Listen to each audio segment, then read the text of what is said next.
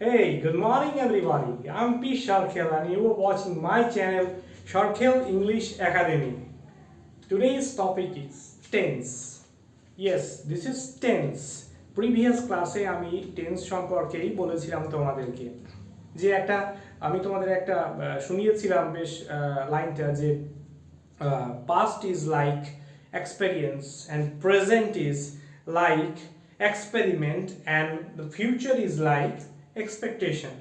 ঠিক আছে, আমি একটা সিম্পল একটা লাইন বলেছিলাম যেটার মাধ্যমে খুব সহজেই বোঝা যাচ্ছিল যে পাস্টে যেটা হয়ে গেছে ঘটে গেছে এই ধরনের কাজ অ্যাক্টিভিটিসগুলোকে আমরা পাস্ট টেন্স বলে থাকি, যেটা অবভিয়াসলি টাইমের সাথে অবভিয়াসলি রিলেটেড।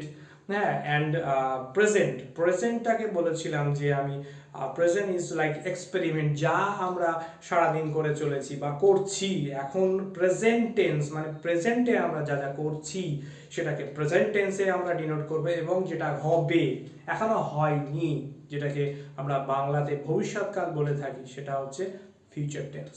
তো আমি বেসিক জিনিসটা তোমাদের আগের ক্লাসে বলে দিয়েছিলাম। তো এখন যেটা আমরা করব সেটা হচ্ছে একদম ডিটেলে একটা একটা করে টেন্সের ক্লাসিফিকেশন করব। তো দেখা যাক আমরা আজকের জন্য, শুধুমাত্র আজকের জন্য আমরা প্রেজেন্ট টেন্সের উপরে আমরা হাইলাইট করব, যে আমরা বলতে চাইবো যে হোয়াট ইজ প্রেজেন্ট টেন্স। তাহলে তোমরা শুনেছো টেন্স কিন্তু টাইম, টেন্স আর টাইম এই দুটো একে অপরের সাথে একটা রিলেশন আছে। তো আমরা তোমাকে বলেছিলাম তোমাদেরকে প্রিভিয়াস ক্লাসে যে টাইমের সাথে টেন্সের একটা রিলেশন আছে। আর অবভিয়াসলি আমি বলেছিলাম যে টেন্সের ক্ষেত্রে যে সেন্টেন্সগুলো আমরা স্ট্রাকচার করে থাকি, যে সেন্টেন্সগুলো আমরা ফর্ম করে থাকি, সেগুলো কিন্তু অবভিয়াসলি এই ভার্বের উপরেই টেন্সটা হয়। ভার্ব কিন্তু সঠিক করে জানা উচিত, কনজুগেশন ফর্মগুলো ভার্বের সবকটা আমাদের জেনে রাখা উচিত, এবং সেইগুলোর উপরেই আমরা ঘুরিয়ে ঘুরিয়ে বিভিন্ন রকম টেন্স ফর্ম তৈরি করতে পারি। তাহলে আজকে দেখা যাক যে প্রেজেন্ট টেন্সের উপরে কি কি আমরা পেয়েছি। প্রেজেন্ট টেন্স, প্রেজেন্ট টেন্স দেখা যাক প্রেজেন্ট টেন্সকে আমরা ক ভাগে ভাগ করতে পারি। দেখো বেসিক্যালি আমরা প্রেজেন্ট টেন্সকে আমরা দেখো এক নম্বরটা আমি লিখছি প্রেজেন্ট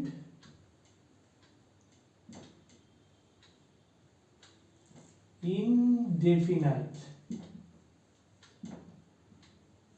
প্রেজেন্ট ইনডেফিনাইট টেন্স, এইটা হচ্ছে আমাদের এক নম্বর প্রেজেন্ট টেন্স। প্রেজেন্ট টেন্সের প্রথম ভাগটা হচ্ছে প্রেজেন্ট ইনডেফিনাইট। আমরা প্রেজেন্ট ইনডেফিনাইটের আর একটা নাম জানি, সেটা হচ্ছে যেটা আমরা লিখতে পারি অর দিয়ে লিখছি সিম্পল প্রেজেন্ট টেন্স।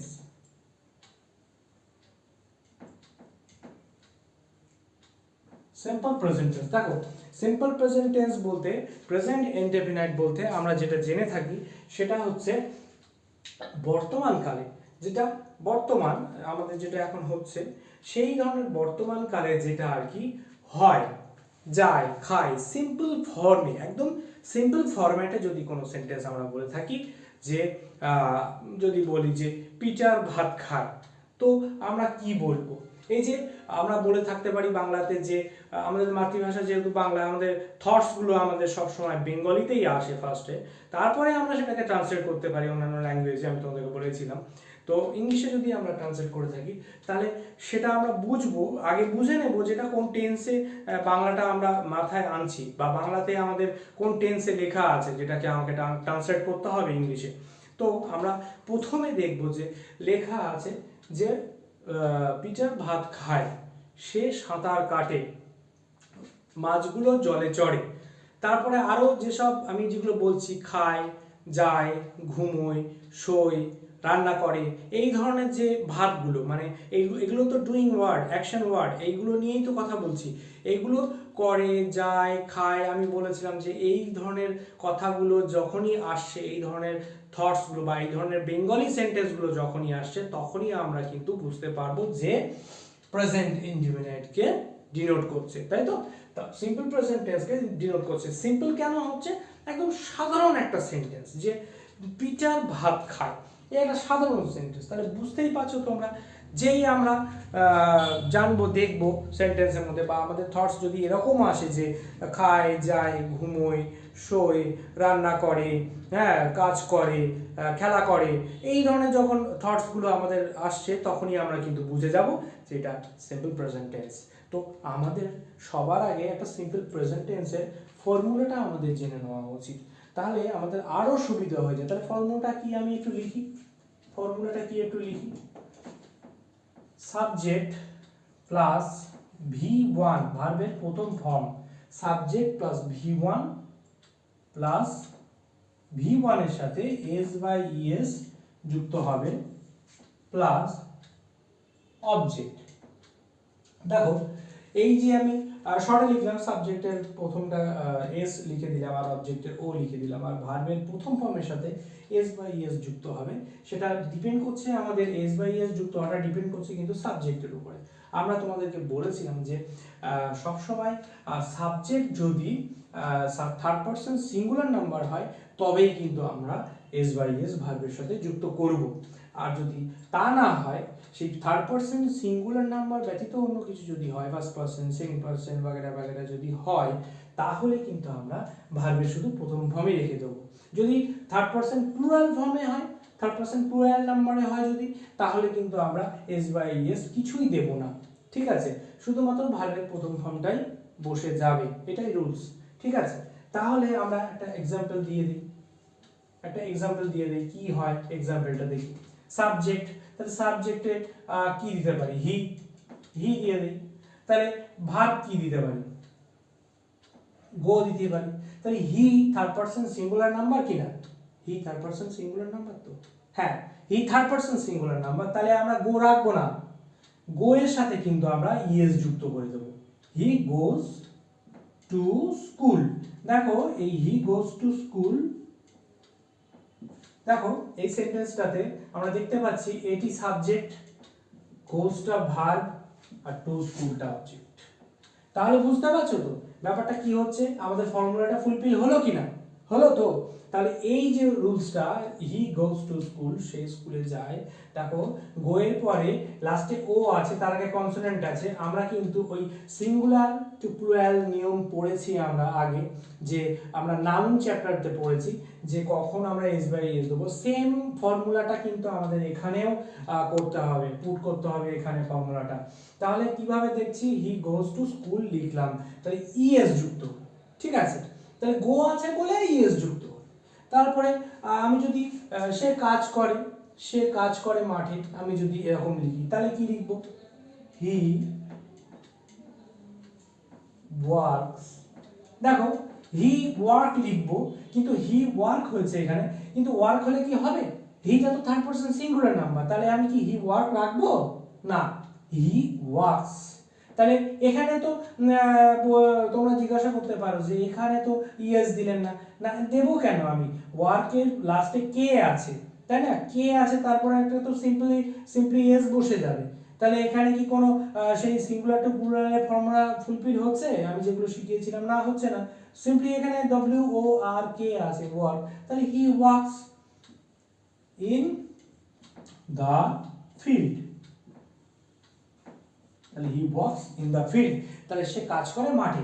তাহলে এটা কি হলো, হিটা কি হলো সাবজেক্ট, ওয়ার্কস কি হলো ভার্বের প্রথম ফর্ম, হ্যাঁ, তার গায়ে S যুক্ত করলাম, ইন দ্য ফিল্ডটা অবজেক্ট। তাহলে আমাদের ফর্মুলাটা ফুলফিল হচ্ছে প্রেজেন্ট ইনডেফিনিট টেন্সে, হ্যাঁ অবভিয়াসলি হচ্ছে। তাহলে এইভাবে কিন্তু প্রেজেন্ট ইনডেফিনিট টেন্স বা সিম্পল প্রেজেন্ট টেন্স আমরা শিখতে পারি। তাহলে দেখো এই একটা গেল 1 নম্বর। এবার আসি 2 নাম্বার ফর্মুলাতে। 2 নাম্বার ফর্মুলাটা কি, 2 নাম্বারটা কি আছে প্রেজেন্ট টেন্সের মধ্যে, 2 নাম্বারটা কি পাবো, সেটা হচ্ছে obviously present continuous tense. Present continuous tense. আচ্ছা প্রেজেন্ট কন্টিনিউয়াস টেন্স বলতে কি বুঝি, প্রেজেন্ট কন্টিনিউয়াস টেন্স বলতে, আরে কন্টিনিউ করছে না, এখানে তো লেখাই আছে কন্টিনিউয়াস, মানে কন্টিনিউ করছে ব্যাপারটা। শুনে মনে হচ্ছে না কোনো জিনিস, কোনো কাজ কন্টিনিউ হচ্ছে।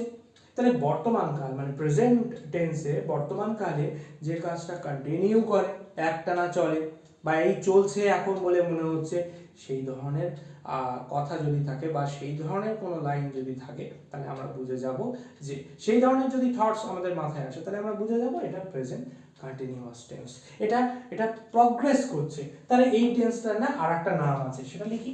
এই টেন্সটার আর একটা নাম progressive, present progressive tense.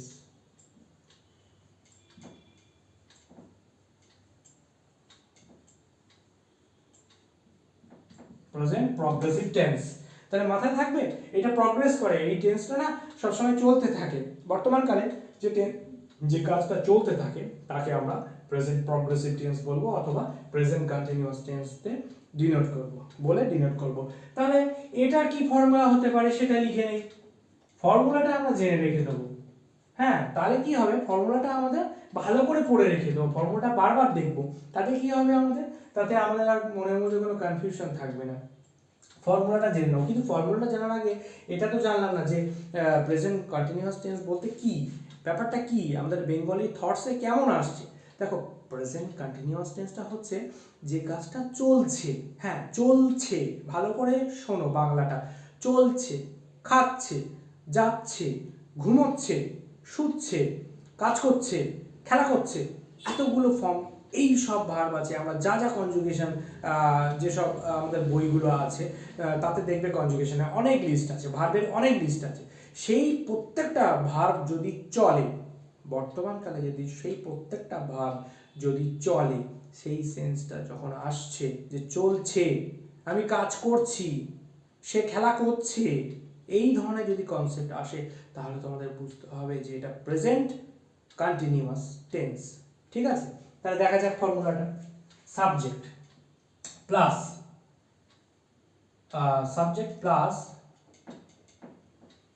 M কিংবা ইজ কিংবা আর প্লাস ভিং, এম কিংবা ইজ কিংবা আর প্লাস ভিং প্লাস অবজেক্ট। দেখো এখানে আমি কি দেখিয়েছি, দেখো সাবজেক্ট করেছি, তারপরে দেখো এম কিংবা ইজ কিংবা আর দিয়েছি, তারপরে করেছি ভিং, মানে ভিং মানে কি, ভার্বের গায়ে আইএনজি যুক্ত হচ্ছে, তার মানে কি, এটা কি জানো, এটা V4 বলে থাকি আমরা, ভার্বের 4 নম্বর ফর্ম মানে ভিং, ভার্বের গায়ে আইএনজি যুক্ত করা, তারপরে অবজেক্ট। ঠিক আছে, তাহলে সিম্পলি আমরা একটা যেটা বলছিলাম সেন্টেন্সটা, আমি ভাত খাচ্ছি, সেটাই আমরা লিখি, ইংলিশে দেখি কেমন লেখা যায়, একটা এক্সাম্পল দিয়ে দেই। আমি ভাত খাচ্ছি, তাহলে সাবজেক্টে আই হবে, আমি আই দিলাম বসিয়ে, আই এর সাথে এখন দেখতে হবে যে এই তিনটের মধ্যে আই এর সাথে কোনটা যায়, আই এর সাথে এম যায় না আই এর সাথে ইজ যায় না আই এর সাথে আর যায়। দেখো আই এর সাথে সবসময় এমই যায়, তাহলে আই এম, তারপরে বলছি ভার্বের গায়ে আইএনজি যুক্ত হয়, ভাত খাওয়া, ইংলিশ কি, ইট, তাহলে ইটের গায়ে আমরা আইএনজি যুক্ত করব, তাই লিখি I am eating rice, I am eating rice, তাহলে এটার মানেটা কি দাঁড়াচ্ছে, আমি ভাত খাচ্ছি, I am eating rice, full stop. তাহলে দেখো এই সেন্টেন্সটার মধ্যে দেখো আমাদের সাবজেক্ট ফুলফিল হয়েছে, এম কিংবা ইজ কিংবা আর এর মধ্যে একটা পুট করেছি এখানে, তারপর ভার্বের গায়ে আইএনজি যুক্ত করেছি, তারপরে অবজেক্ট লিখেছি, তাহলে আমাদের এটা ফুলফিল হচ্ছে তো, আমাদের থটসটা এখান থেকে বেরিয়ে আসছে তো, তার মানেটা কি দাঁড়াচ্ছে, আমি ভাত খাচ্ছি, মানে বর্তমান কালে আমি ভাত খাচ্ছি, তাই না, প্রেজেন্ট টেন্সে। তাহলে এটা বুঝতে হবে প্রেজেন্ট কন্টিনিউয়াস টেন্স কিভাবে হচ্ছে, এইভাবেই হচ্ছে, আমি ভাত খাচ্ছি। আচ্ছা, সে যদি বলি সে বাজার যাচ্ছে, তাহলে কি লিখবো, সে বাজার যাচ্ছে। হি, দেখো হি এর সাথে কিন্তু এম হবে না, হি থার্ড পারসন সিঙ্গুলার নাম্বার, দেখো সিঙ্গুলার নাম্বার ইজ বসবে, সিঙ্গুলার নাম্বারের সাথে ইজ বসবে, তাহলে কেমন লিখি, হি ইজ, দেখো যাওয়া ইংরেজি তো গো, তাহলে তার ফর্মুলা ওয়াইজ আমি তো তার গায়ে আইএনজি যুক্ত করব, তাহলে কি লিখবো, he is going to market, is going to market, তাহলে লিখলাম, ফর্মুলা ফুলফিল হলো কিনা। তাহলে আরটা কেন পড়ে থাকবে, আরটা দিয়েও একটা বানানো যায়, আরটা কখন বসবে, যখন সাবজেক্ট যখন প্লুরাল ফর্মে হবে তখনই কেবল তার সাথে আর বসবে, তাই না, আর কার সাথে বসবে, সেকেন্ড পার্সনের সাথে আই আর বসবে, আর ফার্স্ট পার্সনের মধ্যে উই এর সাথে আর বসবে। তাহলে দিই তো আমি এরকম কিছু যে আমরা খেলা করছি, তাহলে কি হবে, আমরা ইংলিশ উই, তাহলে উই এর সাথে কি বললাম, আর বসবে, উই আর প্লেইং, আমরা খেলা করছি, উই আর প্লেইং, হয়ে গেল। উই আর প্লেইং, আমি যদি বলতাম আমরা মাঠে খেলা করছি, we are playing in the field দিতাম, তাই ইন দ্য ফিল্ডটা অবজেক্ট হয়ে যেত, আর প্লেইংটা ভার্ব হতো, আর দুইটা তো সিম্পলি বোঝা যাচ্ছে সাবজেক্ট আমরা। তো এটা গেল হচ্ছে প্রেজেন্ট কন্টিনিউয়াস টেন্সের বেসিক কনসেপ্ট। তাহলে দেখা যাক নেক্সট আমরা 3 নম্বরটা হচ্ছে প্রেজেন্ট পারফেক্ট টেন্স। লিখে ফেলি, present perfect tense. Present perfect টেন্সটা কি? দেখো, প্রেজেন্ট পারফেক্ট টেন্স বলতে এটাই বোঝাবে যে যে কাজটা কেবল শেষ হয়েছে, যার রেস্টটা এখনো রয়ে গেছে, যে কাজটা কেবল শেষ হয়েছে বলে মনে হচ্ছে, তাই বলে কিন্তু সেটা অতীতকালের না, পাস্টের কোনো অ্যাক্টিভিটিস না, যে কাজটা কেবল শেষ হয়েছে বলে মনে হচ্ছে তাকে বলা হচ্ছে প্রেজেন্ট পারফেক্ট টেন্স। ওকে, তা কেমন, কিভাবে বুঝবো আমি? তাহলে কি করে কি দেখে বুঝবো? দেখো, সে ভাত খেয়েছে, তাহলে মনে হচ্ছে না শুনে যে খাওয়া কাজটা কেবল শেষ হয়েছে? সে ভাত খেয়েছে, আমি ঘুমিয়েছি, তাহলে মনে হচ্ছে না? তাহলে দেখো, প্রেজেন্ট পারফেক্ট টেন্স মানে যে কাজটা কেবল শেষ হয়েছে বলে মনে হচ্ছে। তাহলে তাহলে এটা আমাদের কিভাবে ডিনোট করব আমরা? ই আছে, ই আছো যুক্ত যদি থাকে, দেখো ই আছে, ই আছে, ই আছো, তুমি ঘুমিয়েছো, সে গিয়েছে, এরকম যদি থাকে, দেখো তাহলে মনে হচ্ছে না কাজটা কেবল শেষ হয়েছে। বাংলাতে যদি আমরা এটা দেখি, ই আছে, ই আছো যদি শুনে থাকি বাংলা সেন্টেন্সটা, তাহলে কিন্তু আমরা একবারই দেখে বলে দেবো যে এটা প্রেজেন্ট পারফেক্ট টেন্স, একদম গ্যারেন্টি সহকারে বলা যাবে তখন। হ্যাঁ, তোমাদের কোনো চিন্তা করার দরকার নেই, একদম সিম্পল ওয়েতে টেন্স হয়ে যাবে, তাড়াতাড়ি হয়ে যাবে।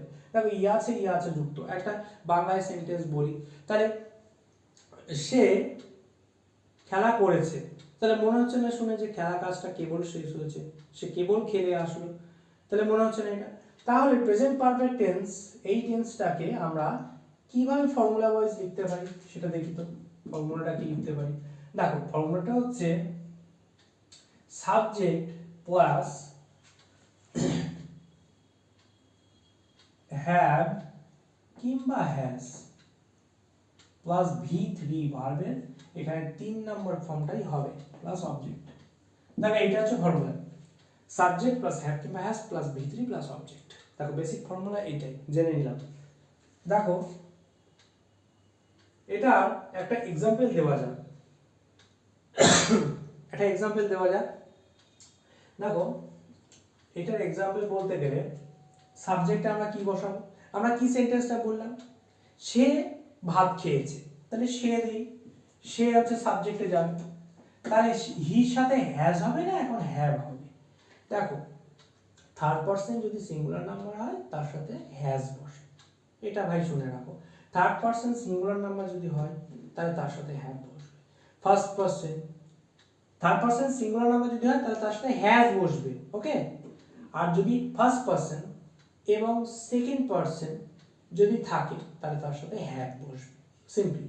আর যদি থার্ড পারসন প্লুরাল নাম্বার হয় তাহলে কিন্তু তার সাথে হ্যাভ বসবে আবার, ঠিক আছে। একমাত্র আমরা দেখতে পাচ্ছি তাহলে থার্ড পারসন সিঙ্গুলার নাম্বার যখন হচ্ছে তখনই কেবল হ্যাজ বসছে। তাহলে হিটা কি থার্ড পারসন সিঙ্গুলার নাম্বার না, হিটা, তাহলে হির সাথে কি বসবে? হি হ্যাজ বসবে, হি হ্যাজ। দেখো, আমি বললাম কি ভার্বটা যেটা হবে তার 3 নম্বর ফর্ম বসবে, তার মানে ইটের যদি আমরা কনজুগেশন মনে মনে ভাবি তাহলে ইট, এট, ইটেন, তাহলে হি হ্যাজ ইটেন রাইস, সে ভাত খেয়েছে, তাহলে মনে হচ্ছে না এই সেন্টেন্সটা দেখে সে ভাত খেয়েছে, তাহলে হি হ্যাজ ইটেন রাইস, সে কেবল ভাত খেয়েছে বলে মনে হচ্ছে। তাহলে আমি বাজারে গিয়েছি, তাহলে বাজারে যাওয়া কাজটা কেবল শেষ হয়েছে বলে মনে হচ্ছে না, তাহলে সেটা লিখি। আই এর সাথে কি বসবে? আমি বললাম না ফার্স্ট পার্সনের সাথে সবসময় হ্যাভ বসে, আই হ্যাভ। আচ্ছা, যাওয়া ইংলিশ কি? গো। তাহলে গো এর কত নাম্বার ফর্ম বসবে? 3 নম্বর ফর্ম বসবে। তাহলে মনে মনে আমরা ভাববো গো, ওয়েন্ট, গন। তাহলে গন বসবে, I have gone to market. I have gone to market. তাহলে বোঝা গেল তোমাদের সিম্পলি যে I have gone to market, আমি বাজারে গিয়েছি। এই ধরনের সেন্টেন্সগুলো perfect tense, present perfect tense হিসাবে আমরা চিহ্নিত করতে পারি। নেক্সট 4 নম্বর, present perfect continuous. Present perfect continuous tense. তাহলে প্রেজেন্ট পারফেক্ট আবার কন্টিনিউয়াস টেন্স, তোমাদের একটু অবাক লাগছে না?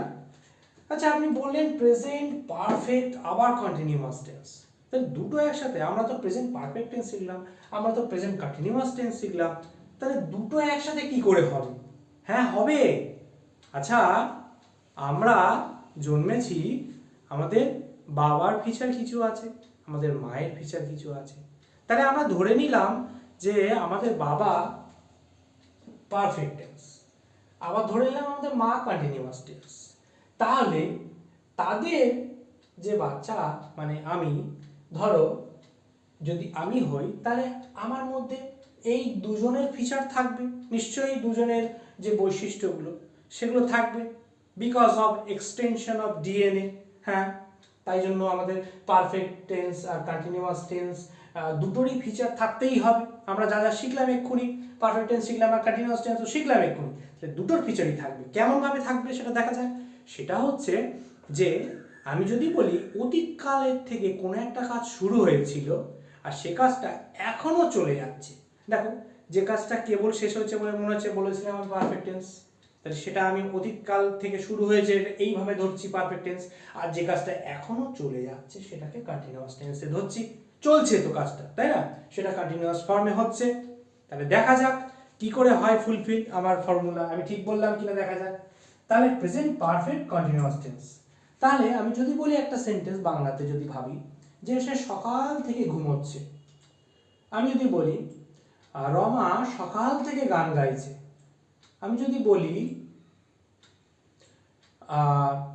জ্যোতিপ্রিয় সকাল থেকে গান গাইছে, আমি যদি বলি যে সে 3 দিন ধরে বই পড়ছে, এই ধরনের সেন্টেন্সগুলো শুনে মনে হচ্ছে না যে অতীতকাল থেকে শুরু হয়েছিল এখনো চলছে? এই ধরনের বাংলা কনসেপ্টই আমাদের পাবো প্রেজেন্ট পারফেক্ট কন্টিনিউয়াস টেন্সে। আমরা ট্রান্সফর্ম করতে পারবো, আমরা ট্রান্সলেট করতে পারবো ইজিলি। তাহলে এর ফর্মুলাটা খুব জরুরি জানা যাক। ফর্মুলাটা জানা যাক। ফর্মুলাটা কি?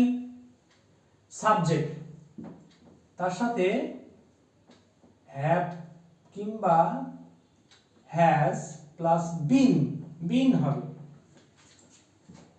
প্লাস ভিং হবে, ভার্বের গায়ে আইএনজি প্লাস অবজেক্ট। বুঝতে পেরেছো? দেখো সাবজেক্ট প্লাস হ্যাভ কিংবা has plus been plus ভিং plus object. দেখো হ্যাভ কিংবা হ্যাজও আছে পারফেক্ট টেন্সের ফর্মুলা ওয়াইজ, হ্যাভ কিংবা হ্যাজও আমি দিলাম, আবার দেখো ভিংও দিলাম, মানে কন্টিনিউয়াস টেন্সের ওর বৈশিষ্ট্য আমি রাখলাম, ওর ফিচারও আমরা রেখে দিলাম।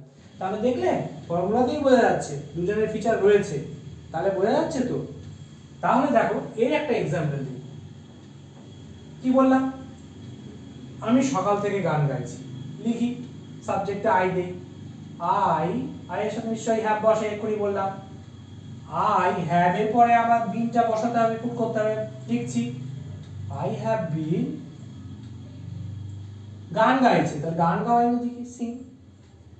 তাহলে সিং বসালে তো হবে না, সিং এর গায়ে আবার আইজি যুক্ত করবে, কেন? ভিং বলেছে, আই হ্যাভ বিন সিঙ্গিং হবে,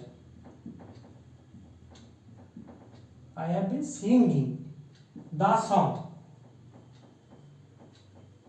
সকাল থেকে বলেছে, তাহলে সেটা হবে since morning।